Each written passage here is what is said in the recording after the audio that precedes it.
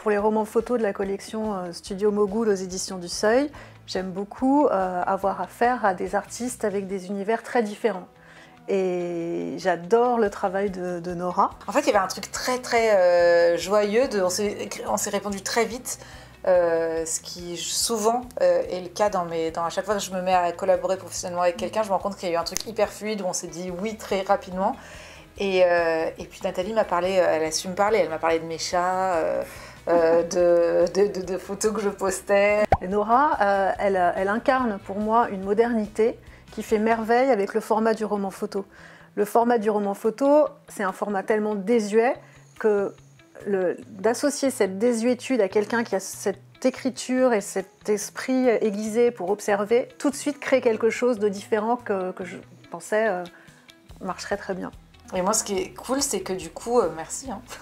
Le roman photo, je trouve que ça a quelque chose à la fois de, oui, en effet, désuet, kitsch et tout. Et à la fois, je me disais, mais quoi de mieux que ce format-là? Parce que moi, j'ai vraiment l'habitude de dire des mots, de dire des choses et tout, mais jamais de les penser en images.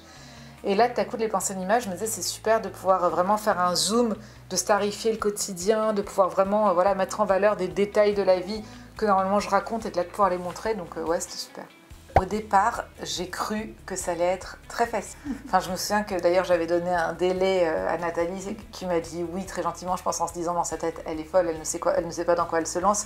Mais c'est-à-dire qu'au départ, parce que quand j'ai eu l'idée de faire des scènes de la vie conjugale, ce qui était vraiment une idée qui est venue très vite et qui m'a paru évidente, je me suis dit bah génial, en fait c'est tout ce que j'aime faire, c'est écrire des scènes, écrire des dialogues et ça va aller très vite. Sauf qu'après, une fois qu'il y avait ces dialogues qui étaient faits, je me suis dit en fait c'est pas du tout du texte, enfin, c'est aussi qu'est-ce qu'on monte dans l'image, combien de place ça prend, qu'est-ce qu'on met dans les bulles. Oui, c'est une équipe, comme ce sont des méthodes de cinéma en fait. Il y a un chef déco, il y a du stylisme, il y a évidemment un photographe, Stéphane Gladieux, qui fait des photos qu'on adore toutes les deux, qui sont vraiment magnifiques. Alors, comment on positionne un roman photo en librairie? Je n'en sais rien. Je n'en sais rien et en plus, comme chaque livre est différent et chaque livre reflète vraiment le talent d'un artiste en particulier, je me repose la question à chaque livre. Quand on a commercialisé Clémentine Mélois, on l'a positionnée en littérature par exemple. Fab Caro et Éric Judor, on l'a mis en bande dessinée. Ovidie, on s'est posé la question des sciences humaines. Et puis maintenant que les livres sont regroupés dans une collection qui s'appelle Studio Mogul, il est plutôt en bande dessinée, mais on se donne le droit de le faire évoluer, parce que quand c'est une star de cinéma ou une star de BD ou un acteur, c'est pas du tout les mêmes positionnements. Alors moi j'ai pensé vraiment les scènes sans du tout penser au casting au départ, parce que je pensais que au couple et à mon couple.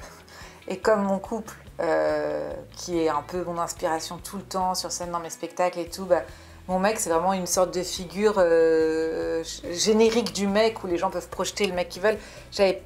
Tout de suite, j'ai dit à Nathalie, je lui disais, mais j'ai pas du tout envie que ça devienne un mec, j'ai pas envie qu'on identifie que le mec de Nora soit joué par telle personne parce que j'ai l'impression que ça casse tout l'imaginaire des spectacles, des chroniques, des trucs et tout. À un moment, Nathalie et Stéphane Gadieu ont même pensé à un mannequin en bois, pour te dire.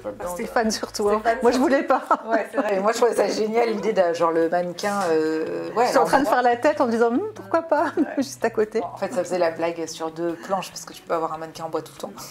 Et après, on s'est dit, voilà, cette idée d'avoir plusieurs mecs qui viennent jouer le mec et qui ont tout le temps la même tenue. Comme si en fait je m'étais même pas aperçue que le gars avait changé, quoi, vu que ce sont les narcissiques et que c'est que sur elle et sur ses problèmes. Perso. Ça m'amuse beaucoup parce que j'en reçois beaucoup de messages d'hommes qui me disent, et c'est pareil sur le spectacle, à chaque fois on croit que c'est un produit destiné, genre que c'est pour les femmes, et en fait les hommes sont ravis de... Je sais pas, j'ai l'impression de leur offrir un petit mode d'emploi, donc c'est chouette, et de leur faire dédramatiser le quotidien. J'espère que ce format si désuet, un peu oublié, arrivera vraiment à continuer cette route, parce que je me rends compte qu'il y a des adolescents qui lisent des romans photos qu'on a publiés au Seuil, qui savaient même pas ce que c'était, et j'espère que ça pourra vraiment devenir un format utilisé par plein d'éditeurs, plein de gens. C'est vrai que je ne veux pas garder le monopole. C'était vraiment quelqu'un de bien, je trouve. Mais non, mais je plaisante. Je fais ma gentille. J'ai aucun second degré alors que je suis humoriste.